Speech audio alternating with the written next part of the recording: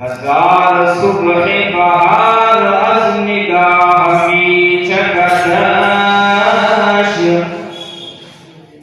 جنون سایه زلف سیاه می چکدش چمن چمن گل و نسری ز عکس رخی زد سبد سبد گل خندان ذرا همی چکدش بپیشگاه جمالش جلال سر بسجود چه خندا و چه تبسم کے جا همی چکدش صد آفتاب بزیر گریب میرخشند زدلق فخر چه گویم که ماه همی چکدش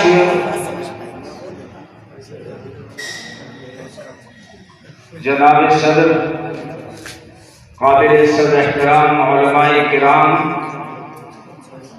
محترم دوستوں، بزرگوں اور عزیز بھائیوں،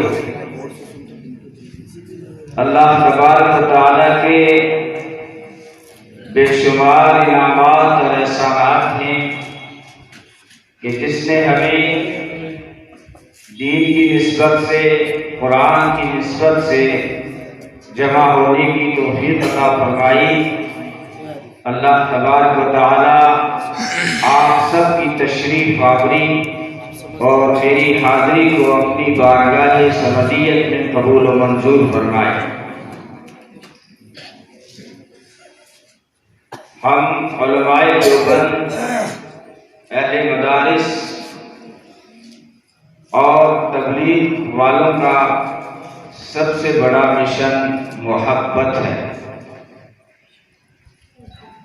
نہ کسی سے عداوت ہے، نہ بیجا پتھروں کی خصلت ہے، نہ کسی سے نفرت ہے، بلکہ نفرتوں کے بازار میں محبت ہی ہماری تجارت ہے۔ راحت اندوری نے کہا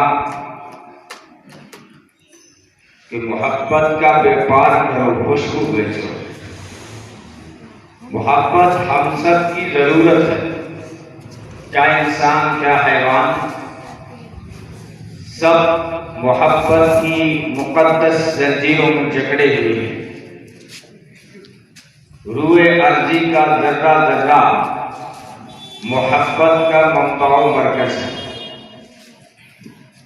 اگر محبت کے پاکیزہ عناصر سے روح ارضی خالی ہو جائے تو یہ دنیا تاریکی و ظلمات کا گہوارہ بن جائے۔ تو محبت کی اشد ضرورت ہے۔ انسان ماں باپ سے محبت کرتا ہے، ماں باپ سے محبت، بہن بھائیوں سے محبت، عزیز و اقربا سے محبت، علماء سے محبت، مدارس سے، مساجد سے محبت، صحابہ سے محبت، اہل بیت سے محبت، برادران وطن اور وطن عزیز سے محبت، یہ ساری محبتیں ایمان کا حصہ ہیں، لیکن حقیقی محبت وہ ہے جو اللہ اور اس کے رسول سے ہو صلی اللہ علیہ وسلم۔ اللہ سے ہم جیسے محبت کریں وہ براء البراء ہے، لا تراه العیون ولا تخالطه الظنون ولا یصفه الواصفون، کہ آنکھیں اس سے دیکھ نہیں سکتی، خیالات اس تک پہنچ نہیں سکتے، تعریف و توصیف اس کی بیان ہو نہیں سکتی۔ اس لیے اللہ تبارک و تعالیٰ نے فرمایا قُلْ إِن كُنتُمْ تُحِبُّونَ اللَّهَ فَاتَّبِعُونِي يُحْبِبْكُمُ اللَّهُ، کہ تم اگر اللہ سے محبت کرنا چاہتے ہو تو اس کے محبوب کی اطاعت کرو، پھر وہ اللہ بھی تم سے محبت کرنے لگے گا۔ بظاہر یہاں اطاعت کا حکم ہے، لیکن اطاعت بھی محبت کے بغیر قائم نہیں ہوتی۔ اس لیے حب نبوی ایمان کی اساس اور بنیاد ہے۔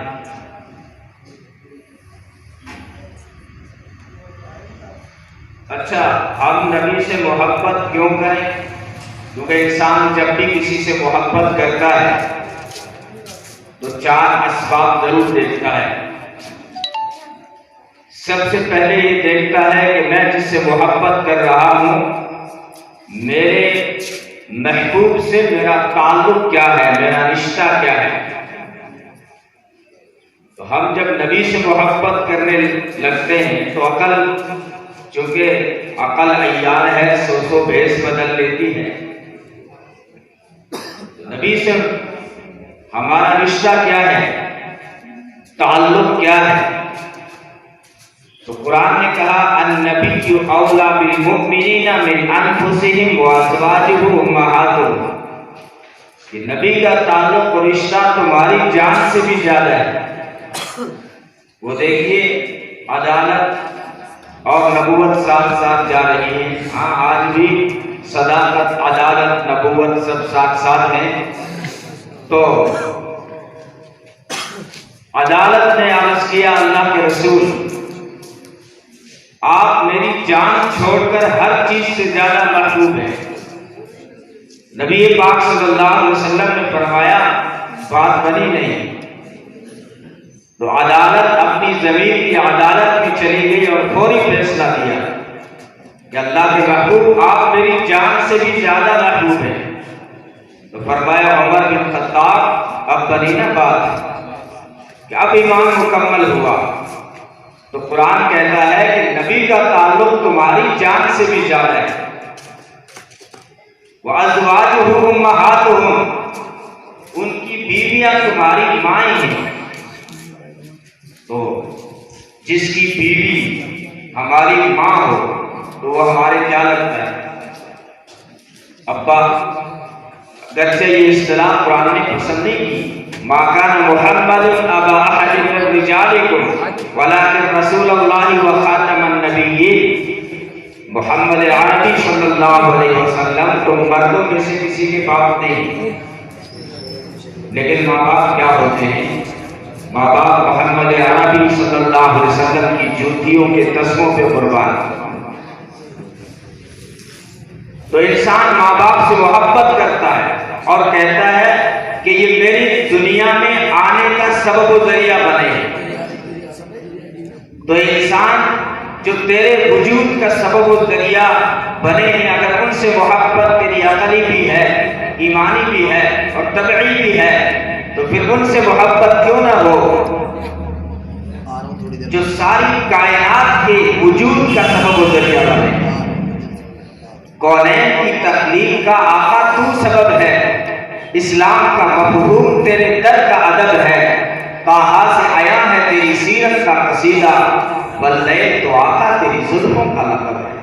صلی اللہ علیہ وسلم کتاب فطرت کے سر ورق پر جو نام احمد رقم نہ ہوگا تو یہ نقش ہستی ابھر نہ سکتا، وجود لوح و قلم نہ ہوتا، تیرے غلاموں میں نمایاں جو تیرا عکس کرم نہ ہوتا، تو بارگاہ ازل سے تیرا کتاب خیر الامم نہ ہوتا، نہ روئے حق سے نقاب اٹھتا، نہ ظلمتوں کا حجاب اٹھتا، فروغ بخش نگاہ عرفاں اگر وہ چراغ حرم نہ ہوتا، یہ زمین نہ ہوتی، فلک نہ ہوتا، عرب نہ ہوتا، عجم نہ ہوتا، یہ محفل کون و مکان نہ ہوتی اگر وہ شاہ امم نہ ہوتا۔ صلی اللہ علیہ وسلم۔ اور اقبال نے بھی کہا یہ پھول نہ ہوتا تو کلیوں کا تبسم بھی نہ ہوتا، یہ گل نہ ہوتا تو بلبل کا ترنم بھی نہ ہوتا، یہ نقش ہستی پہ بچے سب پریشان رہتے، رخت بردوش پہ سب دست و گریباں ہوتے، خیمہ افلاک میں پھر سے تشدد ہوتا، بزم توحید کے نعروں میں تردد ہوتا، نہ دشت و جبل توحید کے خودی کھاں ہوتے، نہ مزین تیرے ذکر سے بیان باں ہوتے۔ کتاب فطرت کے سر ورق پر جو نام احمد رقم نہ ہوتا،